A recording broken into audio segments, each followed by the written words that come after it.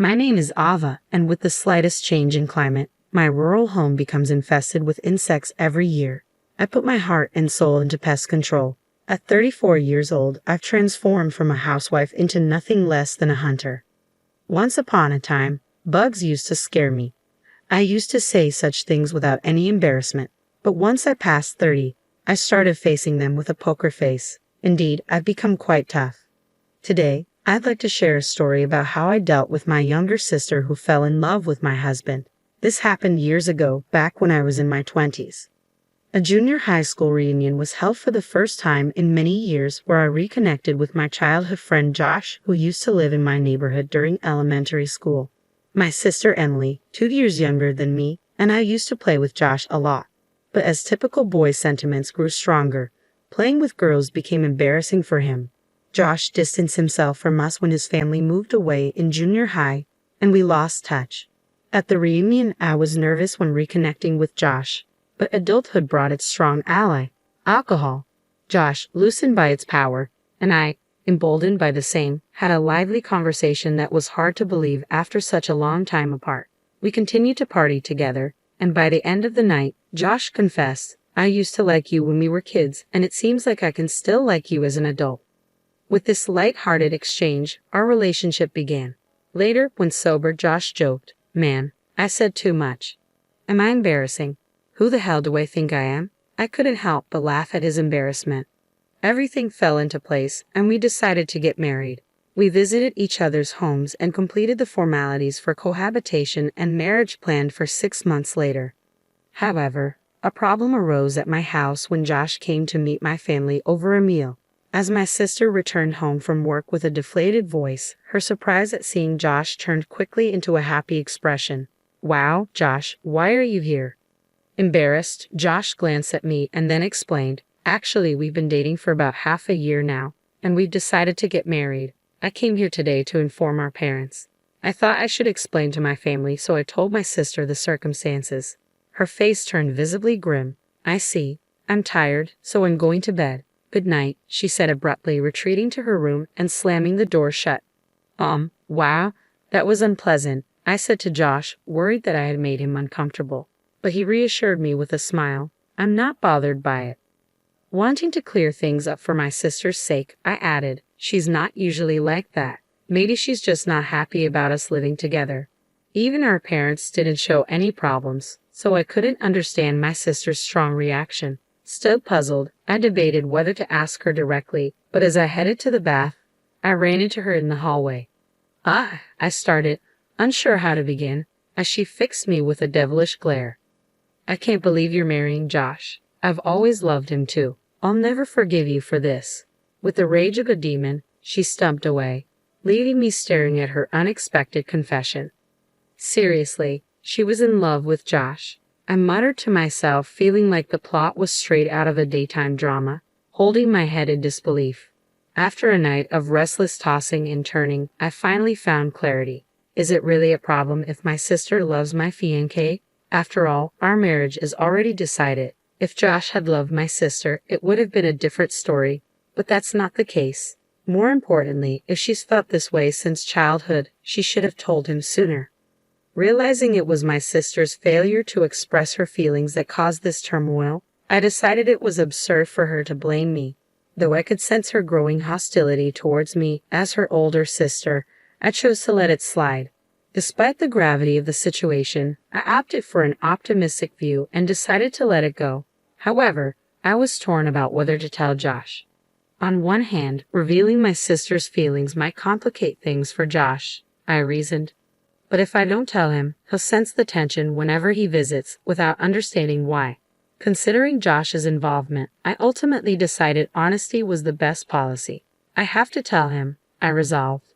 When I finally did, Josh listened attentively and reassured me, "Tell me if anything happens. I'll handle it." "True, it's a sister issue," I acknowledged, relieved by Josh's understanding. "If she gets too aggressive, maybe I'll use you as a shield," I joked nervously. "Don't joke like that," Josh chuckled, trying to lighten the mood. With our decision made, neither of us wavered in our commitment to marry. Convincing my sister was not our aim. We simply accepted the situation. From then on, as expected, my sister's animosity towards me only grew. On one occasion, after she used the bathroom before me, she left it messy without cleaning up. "This isn't a big deal. It's just a shower," I sighed, trying to brush it off. I could even afford to joke about how cute my little sister was for pulling such a modest, shabby prank. However, having my makeup and wallet hidden before heading to work was a real blow. "I don't have time for a treasure hunt in the morning," I muttered, desperately searching for them. Trembling at the thought of being late, I barely made it to work on time twice in 1 week.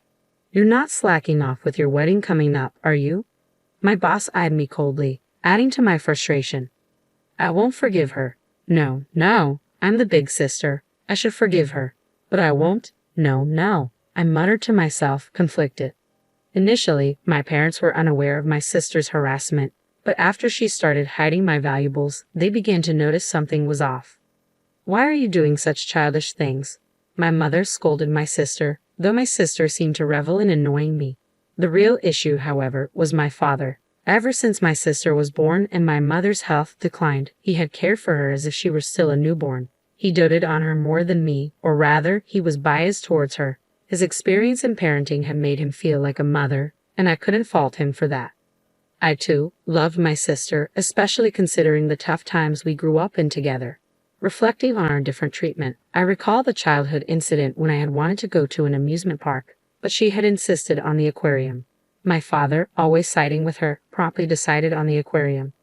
I remembered my mother, always checking if I was okay with his decisions, asking, "Are you sure it's okay not to go to the amusement park?" Honestly, I don't harbor any bitter memories of my father's favoritism towards my sister, but if my mother hadn't balanced things out, I might have felt inferior. Plus, at the time, even my friends remarked about how my sister received more affection. I didn't dwell on it. I simply accepted that there was a bias in love everywhere. Maybe it's just my inherently optimistic personality. I always look for reasons not to feel down. But this time, my father clearly took my sister's side. Apparently, she accused Josh of stealing her boyfriend, which in my father's eyes painted Josh as the villain. I understood his protective stance, imagining the plight of the sister who was left behind while her elder sister was about to get married. In response to my father's thoughts, my mother intervened, saying, "I don't see Josh as the kind of person who would do such a thing," voicing her skepticism. "No, that's not true. Listen to my opinion," I countered, hoping they would consider both sides fairly. My mother, known for not taking our words at face value and judging us fairly, tried to mediate. But my father's protective instincts overruled reason. "I can't bear to see my poor sister dumped and even my elder daughter being played with," he insisted adamantly. "I won't allow this man to take advantage of my beloved daughters. Wake up." It felt like I was being pushed into a corner, unable to make my voice heard amidst my father's firm convictions. Though he loved us deeply, his favoritism caused a strain this time. The growing opposition to my marriage troubled me deeply. So, I made a decision. I would leave home earlier than planned and live with Josh. Simply put, if the issue stemmed from my sister, distancing myself seemed the best solution. If I'm not at home, I won't be harassed. Problem solved, I reasoned, finding peace in the decision. And indeed, our life together passed peacefully after that. As days went by, my mother softened her stance, acknowledging, "I think your side of the story is probably right. You're an adult now. Do as you like, live freely." Surprisingly, my father remained silent, though dissatisfied. Deep down, he probably thought that even if Josh and I broke up, I would be pitiful, and he couldn't fathom Josh turning to my sister. I suppose my father thought it was the best solution. I felt sorry for Josh, unfairly painted as a villain, but with no word from my troublesome sister, I thought everything had settled. Then came the wedding day. As expected, my sister didn't attend, and my father took the opportunity to suggest, "It's not too late to reconsider your decision to marry. Marriage comes with all sorts of challenges, so be prepared." My mother, always mild-mannered, added, "Needless to say, really?" In the background, my father looked pale. Not everyone might have blessed us from the bottom of their hearts, but under our parents' watchful eyes, we exchanged vows. The next day, the intercom of our home chimed loudly. "What's going on?" Josh and I jumped up, rushing to the monitor. To our surprise, my family was visiting us, Dad, Mom, and even Emily. "What's going on?" I asked, bewildered, as my younger sister glared at me with sharp eyes. I kept quiet, But she continued, I'm pregnant with Josh's child. You have to take responsibility. What does this mean? I blurted out in shock. Fortunately, we don't have a child yet. You can't just force us to break up and marry Josh. Ignoring my protests, she persisted, you should give Josh to her. Confused, my mother intervened, asking, what's going on? Josh, still half asleep, stumbled to the front door behind me. What? My child? He shook his head vehemently. No, it's not like that. We didn't do anything like that. His denial was almost comically emphatic. I know. You should stop this panic. It's suspicious, I added, trying to hold back laughter. How many months pregnant are you? My sister pressed on, undeterred. 2 months. If Josh doesn't take responsibility, this child will be fatherless. Isn't that pitiful, Mom? Startled by my sister's sudden revelation, my mother looked between us, clearly uncertain of how to respond. Josh and I exchanged amused looks, struggling to contain our laughter. Ha ha ha, I chuckled nervously, trying to explain our laughter to our confused parents who couldn't grasp the reason behind it. What are you laughing at? My sister Emily asked, flustered by our sudden outburst. Well, 2 months ago, I started, tears welling up from laughing too hard. We had fun last time, didn't we? Josh interjected, catching my sister off guard with his unexpected question. My parents remained perplexed, their expressions filled with disapproval as they didn't understand Josh's playful intentions. I was probably the only one who caught on to his subtle plan. By the way, Emily, how many abs do I have? Josh continued, throwing another curveball. Ha! Emily looked blank, clearly puzzled. I was on the verge of bursting into laughter again. Josh, are you serious? Talking about your abs like you've lost them, I managed to say between giggles. What are you talking about, Josh? Emily asked, clearly bewildered. The correct answer is 0. I was about to confirm that Josh was just teasing when he solemnly confessed, I actually have no abs. Even my mom couldn't help but chuckle at his antics. It seemed like a contest to see who could make the other laugh the most. Here's question 2. Have you seen my moles? How many do I have in total? Josh continued, his strange questions leaving my sister at a loss for words. Hey, wait, what? Emily stammered, unsure how to respond. Josh persisted with his playful interrogation, leaving my sister flustered. Well, that's to be expected, I thought, seeing Josh's mischievous grin and my sister's confused expression. It was like a game to him, delighting in teasing her and watching her struggle to answer. Despite knowing she could end it by denying everything, Josh seemed to enjoy keeping her on her toes. In fact, even my mother began to suspect something was amiss. Isn't there something odd about their relationship? She murmured quietly, observing the dynamic between my sister and Josh. Of course, I thought, realizing that such banter wouldn't be possible if they were genuinely intimate. Moreover, it would be too embarrassing in front of our parents. The very act of having such a light-hearted conversation was proof that nothing had actually happened between them. Josh was simply enjoying his own way of playfully teasing Emily like a child with a new toy. It was both amusing and slightly unsettling. What a mischievous man he could be. I watched closely, wondering how my sister would react to Josh's playful banter. She pondered the second question, visibly tense. On like 10, she finally answered, nervously guessing. Buzz. Sorry, the correct answer is I don't even know, Josh proclaimed dramatically. Even my father couldn't contain his laughter, doubling over in amusement. At the same time, to cover his amusement, he feigned frustration. Love is enough, Josh. Don't you dare joke around after causing my daughter such distress. My father interjected sternly, preparing to scold Josh. Wait, listen, I interjected, trying to diffuse the tension. You said the pregnancy was 2 months along, right? Considering the conception period, there's no way the child could be Josh's. What do you mean? My mother asked, intrigued by my point. Can I say it? I glanced at Josh, who reluctantly nodded with a deeply embarrassed expression. Wait, hold on. Can I say it? Can you? Josh stammered nervously. Oh yeah, I'll do it, I replied, despite the awkwardness. Josh puffed out his chest bravely. Mom and Dad, the truth is, during that time, I was stung by a bee in a very sensitive area. At this revelation, everyone, even my sister, burst out laughing uncontrollably. That's enough of the lies, Josh. There's no way you were stung there. my father exclaimed, torn between anger and amusement, while my mother laughed uproariously, clapping her hands. No, well, it's embarrassing, but it's true, Josh insisted, his face and ears turning bright red rapidly. It was hot, so I thought I'd cool off.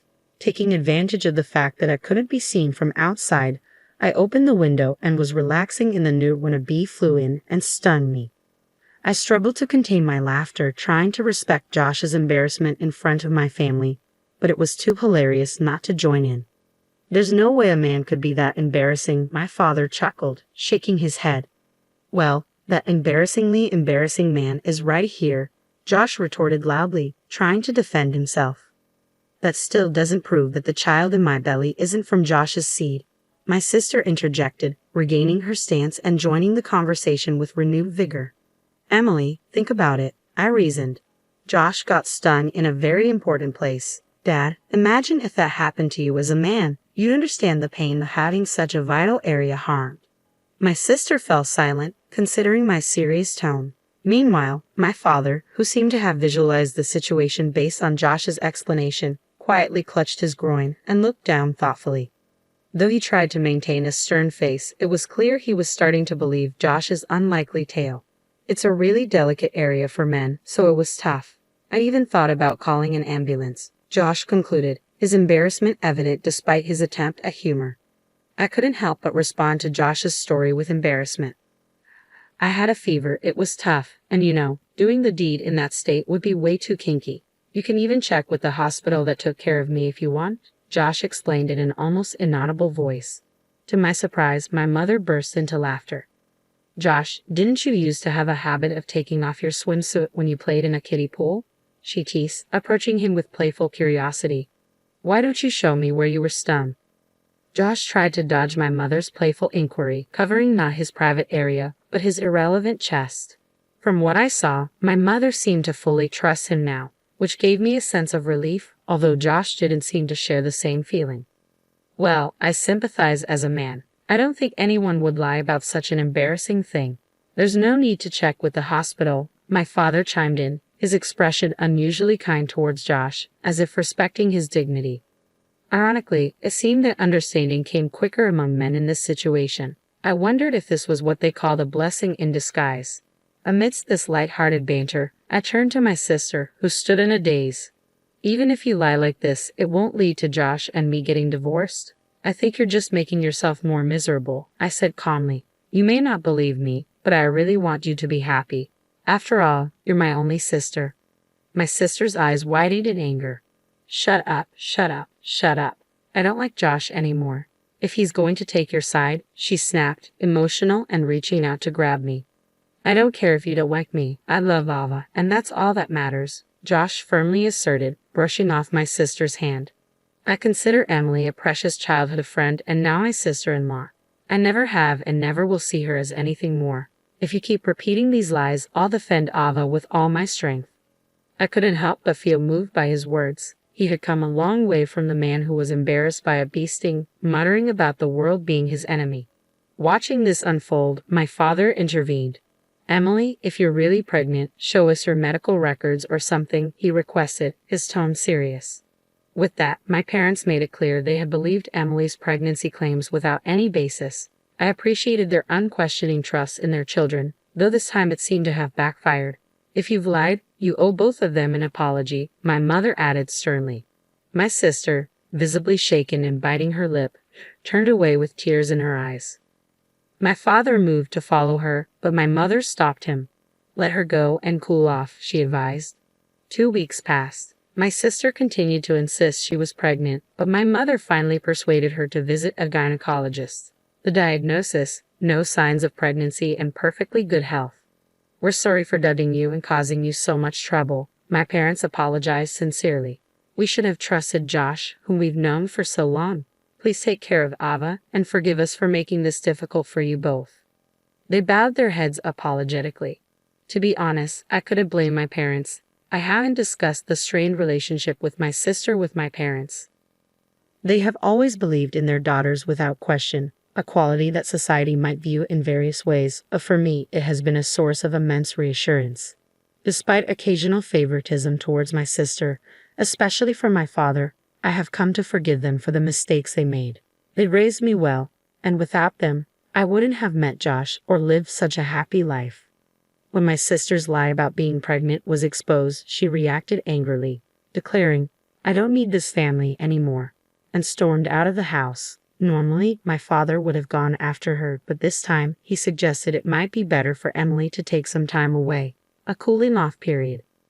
My mother agreed, adding firmly, "If she can't come back and sincerely apologize, we won't let her back into this house."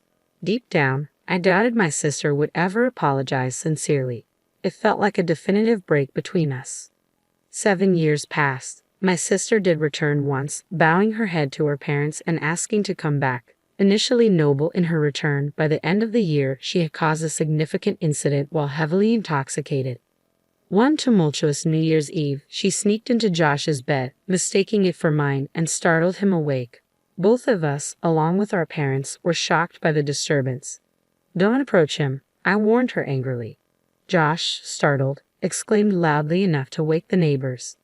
"Oh!" My parents, usually composed, jumped up in surprise. It was a scene that revealed the extent of my sister's issues. In her drunken state, she blurted out, "I'm tired of seeing you two always together. It's okay for him to spend time with me." I was furious and demanded she get her act together. Even my parents, usually gentle, expressed unprecedented anger. My father, who had once adored my sister, was visibly disgusted. "I didn't raise a child who would attack a man in his sleep," he declared sternly. "I'll never forget this." Despite my sister's tearful apologies once she sobered up, my father remained resolute. "Your actions when drunk reveal your true feelings. I can't trust anything you say anymore." With that, my parents disowned her. It was a painful but necessary decision. Meanwhile, I discovered I was pregnant for the first time shortly before this turbulent New Year's Eve.